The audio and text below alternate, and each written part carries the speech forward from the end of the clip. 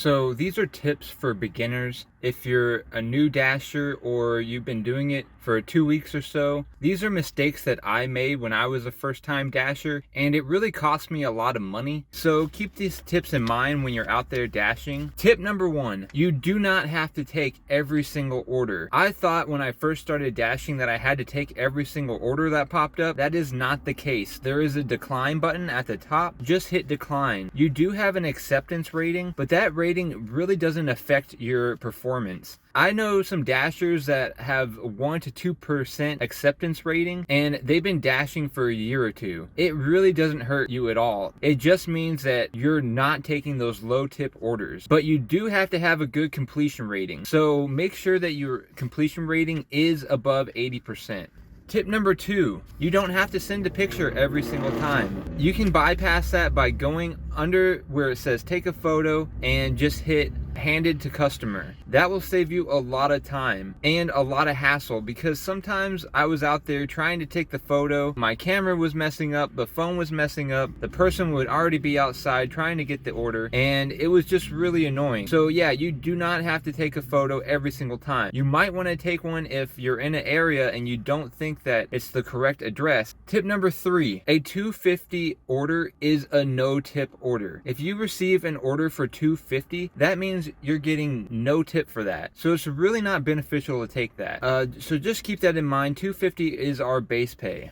Tip number 4, you can drop stacked orders. So if you get a stacked order, that means getting 2 orders at once. You can go in and jump tasks, and you can actually unassign one of those orders that you don't want to take. So you might get a stacked order for $10. One of those orders might be for $7.50 and the other one might be for $2.50. You can go in and unassign that $2.50 order. It will save you a lot of headache in the long run and save money on gas if you're not doing those no tip orders. So just don't do no tip orders. You're really not making any money, and you're not helping any other dashers if you're doing no tip orders.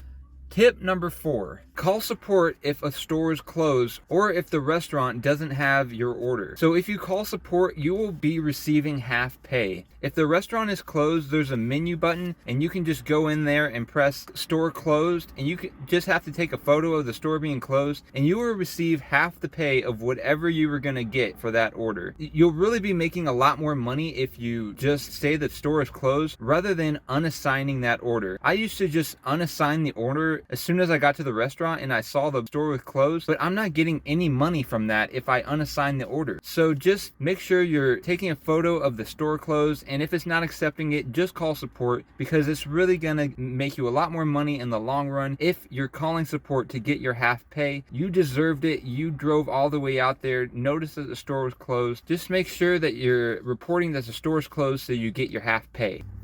Tip number 6, do not forget the customer's drink. I did this all the time. I would pick up an order, it would have a drink on it, I would put it in my drink holder, and what do you know, I was so busy trying to find the location of the drop-off, and as soon as I got there, I'd be really excited I finally found it, and I would take the order straight to the door, take a photo, get back, and what do I notice? The drink is still in my cup holder. It was really a dumb move on my part, but it happens. It happens to everybody. Just double check to make sure that you have that drink with you if they give you a drink. You also want to make sure that the order is complete by just checking the details of the order, because a lot of times the restaurant employees will forget the drinks themselves. Now you're screwing over the customer because they paid for a drink that they're not receiving. Now, if that does happen, because it will happen, just tell the customer they can contact support to get a refund, because that's really going to help them out, and it makes it look a little better on your part if you forgot their drink. So just make sure you're remembering their drink. Tip number 7, you do not have to use the DoorDash bag. I see a lot of new dashers using the DoorDash bag. What happens, it ends up just taking up a lot of your time. You're trying to get that order into the bag. It doesn't fit correctly. It's not really a secure bag anyways, so drinks might fall in it. All in all, it's really just gonna make the food soggy if you get that hot food and it's just steaming all over the the bag, and now the food's just soggy when you drop it off. So just don't use it. It's really not necessary. Keep it on hand, because sometimes DoorDash likes to say,